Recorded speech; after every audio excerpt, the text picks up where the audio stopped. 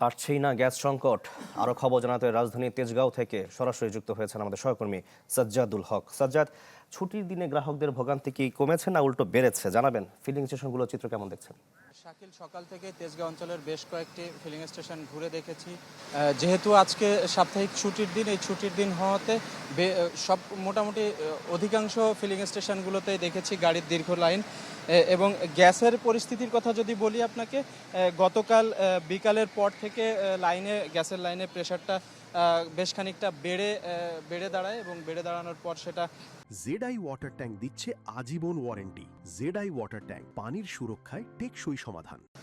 গভীর রাত, মধ্যরাত এবং গভীর রাত পর্যন্ত মোটামুটি সেই প্রেশারটা অব্যাহত থাকে এবং সকালের দিকে এসে সেই প্রেশারটা মোটামুটি খানিকটা কমে আসে। আমরা ফিলিং স্টেশনের যে সকল কর্মচারী রয়েছে তাদের সাথে কথা বলেছি।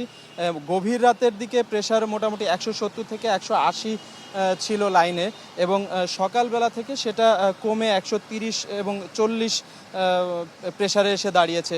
আর পিএসআইয়ের কথা যদি বলি, আমাদের এই সিএনজি খাতে আসলে স্বাভাবিক সময়ের জন্য 15 পিএসআইয়ের মতো প্রয়োজন হয়, কিন্তু সেই 15 পিএসআইয়ের বিপরীতে পাওয়া যাচ্ছে এখন সকালে এসে যেটা পেয়েছি সেটা মাত্র 3 পিএসআই পাওয়া যাচ্ছে।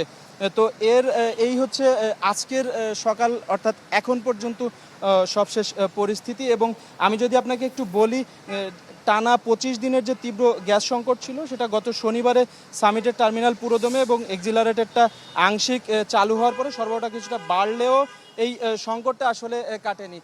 যে পুরাতন মজুদ ছিল সেই মজুদ থেকেই মূলত কিছুটা সরবরাহ করা হয়। এর পরেও এই সংকট আসলে কাটেনি, এখনও সেই সংকটটাই কিছুটা রয়ে গিয়েছে। শাকিল, আপাতত এই ছিল আমার কাছে গ্যাস পরিস্থিতির সর্বশেষ। জি সাজ্জাদ, ধন্যবাদ আপনাকে।